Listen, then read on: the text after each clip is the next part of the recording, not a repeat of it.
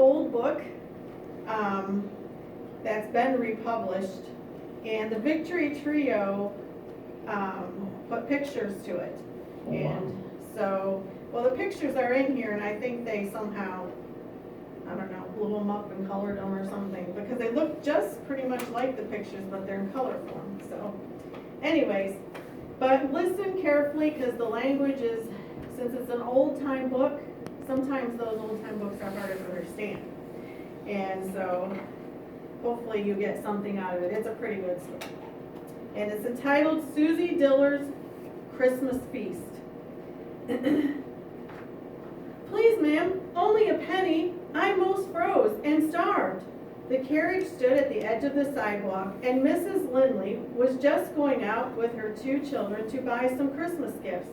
Nellie was all scarlet and ermine, her sweet, happy face framed in with golden curls, and Master Frank not a whit behind in elegance, though a trifle more haughty, as you could tell by the wide distance he gave the miserable little beggar.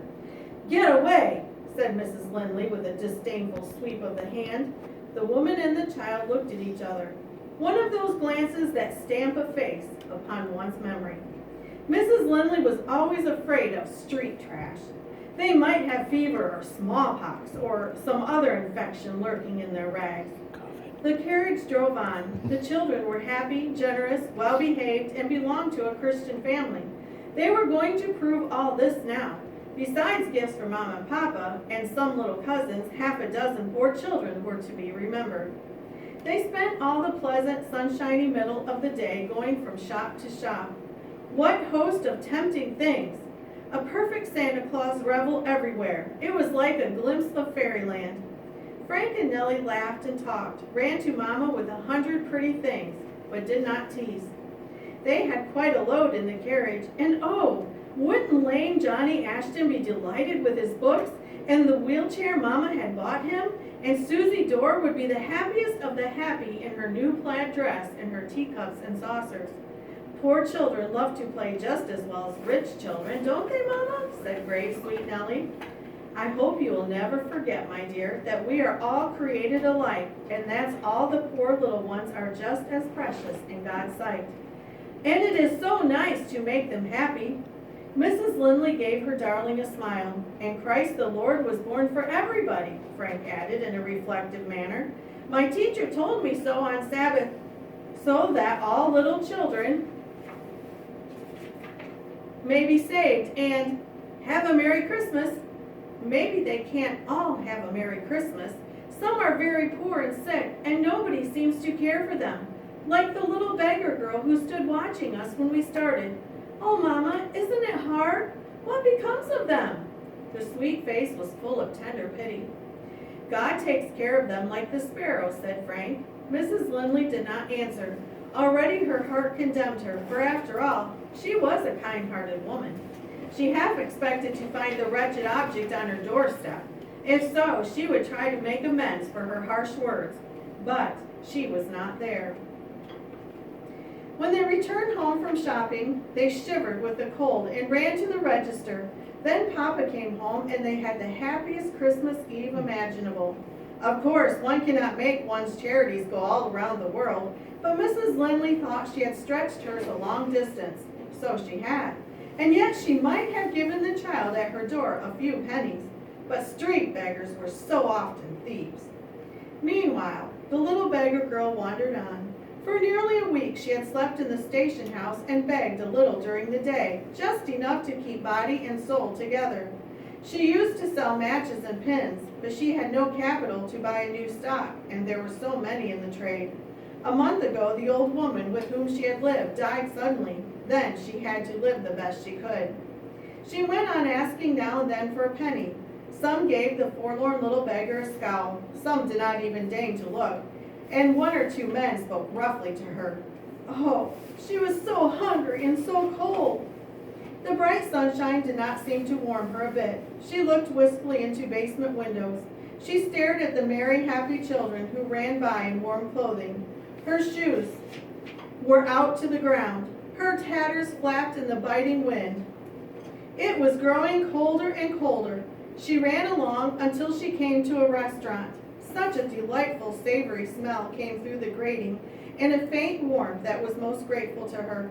Not a mouthful of anything had she eaten since yesterday noon.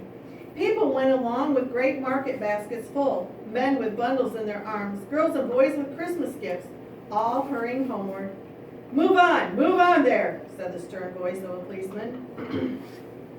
What if she was arrested and sent to prison? She would have something to eat. And the pain gnawing at her stomach was so hard to bear.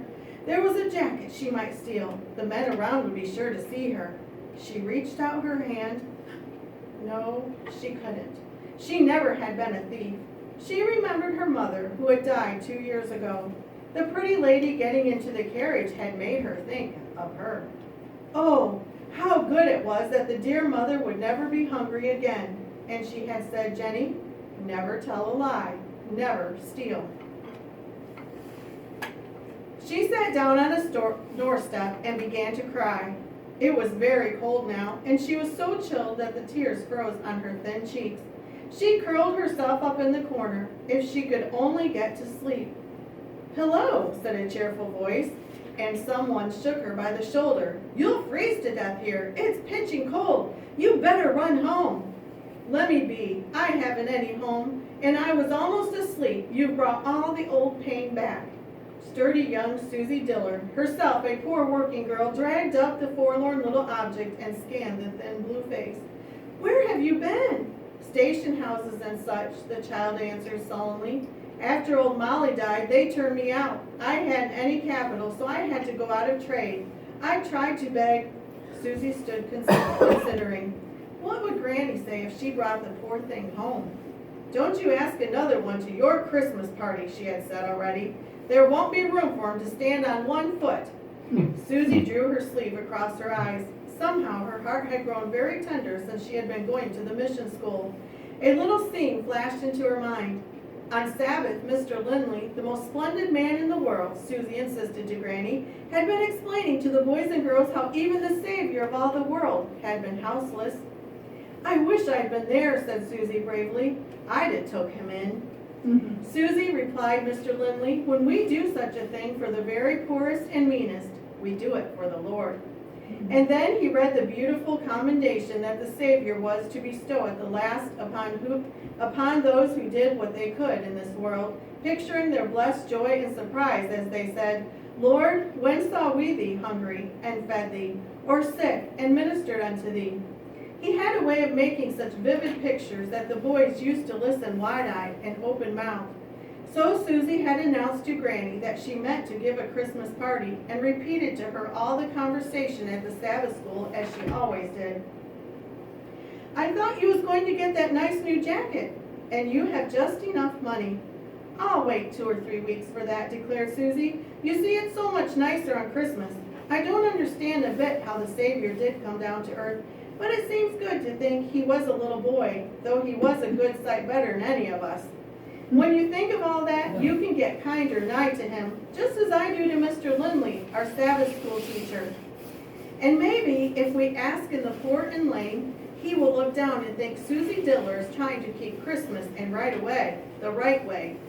There'll be lame Tim Jenkins, you know, he was run over by the streetcars, and Humpy, whose mother is dead, and the little Smith that I set up in the paper business, and Kit Benner, who's been sick and lost his place, and..."